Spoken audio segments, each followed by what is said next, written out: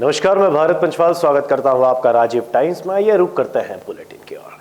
पश्चिम बंगाल के मुर्शिदाबाद जिले में हुई सांप्रदायिक हिंसा पर केंद्र सरकार ने सख्त रुख अपनाते हुए राज्य सरकार से विस्तृत रिपोर्ट तलब की है। गृह मंत्रालय को सौंपे गए प्राथमिकी जांच रिपोर्ट में इस हिंसा में सीमा पार से आए बांग्लादेशी घुसपैठियों की संलिप्तता की आशंका जताई गई है। जानकारी के मुताबिक हिंसा में आगजनी, पथराव और धार्मिक स्थलों पर हमला हुआ था, जिसके बाद स्थिति को नियंत्रित करने के लिए केंद्रीय बलों की तैनाती की गई। विपक्षी दलों ने इस मुद्दे पर ममता सरकार को घेरते हुए आरोप लगाया कि राज्य सरकार घुसपैठ और कट्टरपंथ को संरक्षण दे रही है। गृह मंत्रालय ने चेतावनी दी है, यदि राज्य सरकार ने समय रहते सख्त कदम नहीं उठाए तो केंद्र को हस्तक्षेप करना पड़ सकता है। इस मामले को लेकर दिल्ली और कोलकाता के बीच सियासी टकराव और तेज हो गया है। कर्नाटक में सिद्धारमैया सरकार उच्च शिक्षा संस्थानों में अन्य पिछड़ा वर्ग के लिए आरक्षण को वर्तमान 32% से बढ़ाकर 51% करने की तैयारी कर रही है। यह कदम राज्य की हालिया जातिगत जनगणना रिपोर्ट के आधार पर प्रस्तावित किया गया। अगर ये सिफारिशें लागू होती है तो राज्य में कुल आरक्षण की सीमा 85% से अधिक हो जाएगी, जिसमें SC, ST और EWS आरक्षण पहले से शामिल है। रिपोर्ट को 17 अप्रैल को कैबिनेट में पेश किया जाएगा, जिसके बाद अंतिम निर्णय होगा। हालांकि इस कदम का विपक्षी दलों बीजेपी और JDS ने विरोध किया है।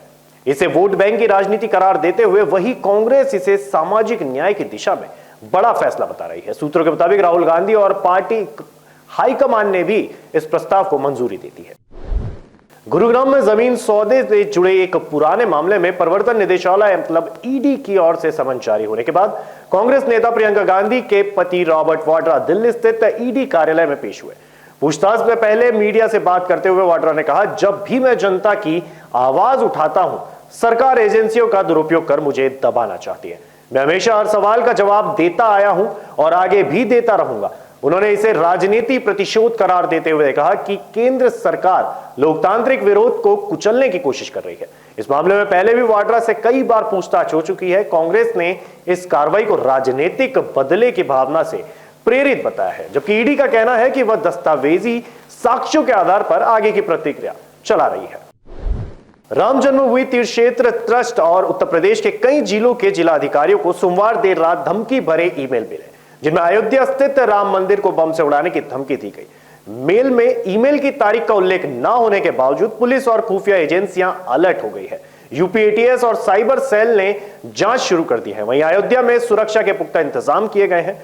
मंदिर परिसर के आसपास निगरानी, ड्रोन और बम स्क्वाड की तैनाती बढ़ा दी गई है। ट्रस्ट के महासचिव चंपत राय ने कहा, यह किसी की कायरतापूर्ण साजिश है जिसे विफल किया जाएगा।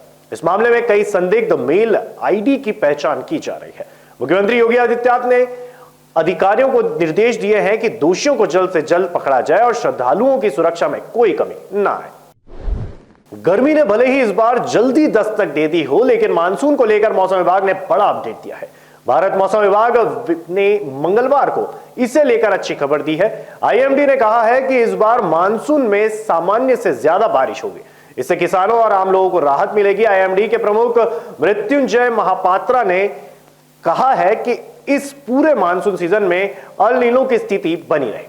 भारत में मानसून के 4 महीने यानी जून से सितंबर में सामान्य से अधिक बारिश होने की संभावना है। और फिलहाल के लिए बुलेटिन में इतना ही। ताजा तरीन खबरों के लिए देखते रहिए राजीव टाइम्स।